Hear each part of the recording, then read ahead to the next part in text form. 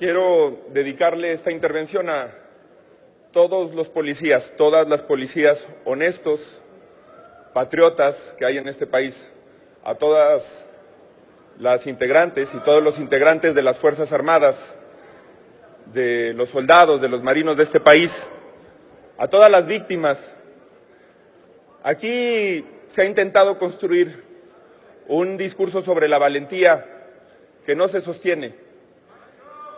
El 18 de julio del 2010, mi prima María Fernanda Maínez murió asesinada por un comando armado en Torreón, Coahuila, junto con 17 personas que fueron a la fiesta equivocada. Lo primero que declaró el gobernador de Coahuila frente a ese hecho, un gobernador del PRI, fue que la Policía Federal los había abandonado desde enero del 2010. No hubo policías federales para cuidar a esas 17 personas, a mi prima y a otras 16 más. Ha habido 210,000 mexicanas y mexicanos que han muerto en esta guerra y que no es una culpa de los militares que están en las calles. No es una culpa de los policías que están dando la batalla con lo que tienen y con lo que pueden. Hace un mes, en frente de la escuela de mis sobrinos, cuando mi hermana pasaba por ellas en Zacatecas, mataron a un carnicero que no aceptó una extorsión. Ese caso lo conocen los diputados de Zacatecas, el caso de Coahuila lo conocen los diputados de Coahuila, y aquí no nos pueden decir que eso fue responsabilidad de los policías ni del ejército. Fue responsabilidad de las autoridades cobardes que muchos aquí, más allá de partidos, han encubierto.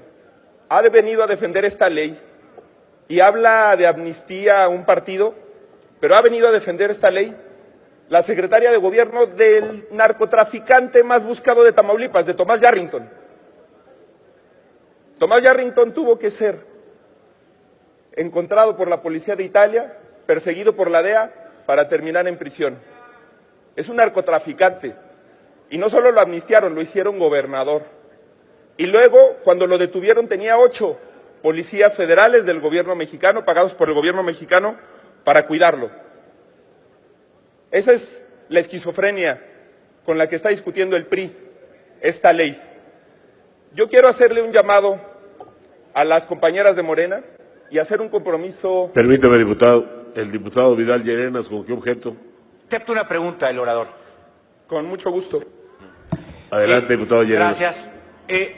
Ahorita la diputada Guillén no quiso contestar una pregunta. Le da pena todo este tema. Hizo referencia al asunto de la consulta. Yo quiero saber su opinión sobre este proceso en donde efectivamente una serie de organizaciones muy calificadas en el tema de derechos humanos, la ONU de manera involucrada, la Comisión Nacional de Derechos Humanos, se pronunciaron. ¿Cuál es su opinión sobre el pronunciamiento que tuvieron?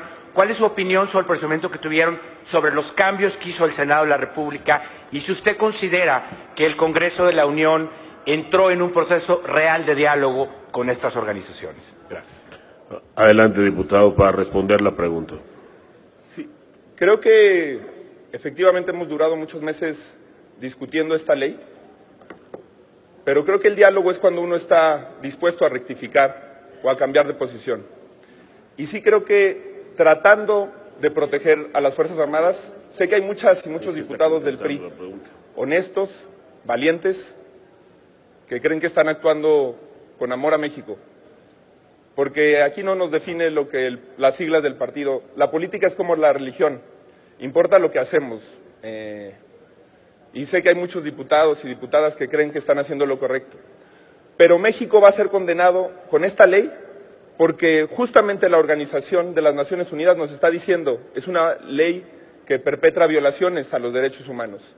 Y el día que lleven a los soldados que dieron la cara por México, a los marinos que dieron la cara por México a tribunales internacionales, esta ley va a ser un pretexto para condenarlos y para que haya sanciones contra el Estado mexicano. Pero aprovecho la pregunta del diputado Llerenas para cerrar con un llamado a Morena y un compromiso del Frente Ciudadano por México. La única manera que tenemos de demostrarle a la nación que el Frente Ciudadano por México y la coalición de Morena con el PES, y con el PT son opciones para transformar a México, es estando a la altura de la historia hoy. Si somos opción de cambio al régimen, al PRIAN, al calderonismo que inició esta guerra y que hoy está claramente apuntado en una opción política afín al PRI, y al priismo que la continuó, si queremos ser opción de cambio, tenemos que estar a la altura hoy. Cada diputado del Frente o cada diputado de esa coalición que traicione la única posibilidad que tenemos de parar la ley, que es rompiendo el quórum cuando se vote esta ley, no merece ser opción de cambio. Si queremos que Ricardo Anaya y que Andrés Manuel López Obrador sean candidatos del cambio, se tiene que demostrar estando a la altura hoy. Por eso es muy importante que más allá de lo electoral, hoy asumamos un compromiso con la historia. Y ojalá, yo apoyé en el 98 a Ricardo Monreal para ser gobernador de mi estado. Concluye, diputado. Por una razón, porque cuando se votó el IVA, que Humberto Roque Villanueva en esos lugares donde sigue estando el Bronx del PRI, festejó con la Roqueseñal, cuando se aprobó el IVA, él no convalidó esa decisión del PRI, estando en el PRI. No todos son iguales y no todos somos lo mismo. Por eso, la votación que se va a dar en unos momentos va a fijar nuestro lugar en la historia frente a esta legislatura. Y que habiendo criticado el ausentismo de esta Cámara de Diputados permanentemente, hoy no acompañar esta votación Concluye, diputado. será un acto de patriotismo. Gracias, presidente.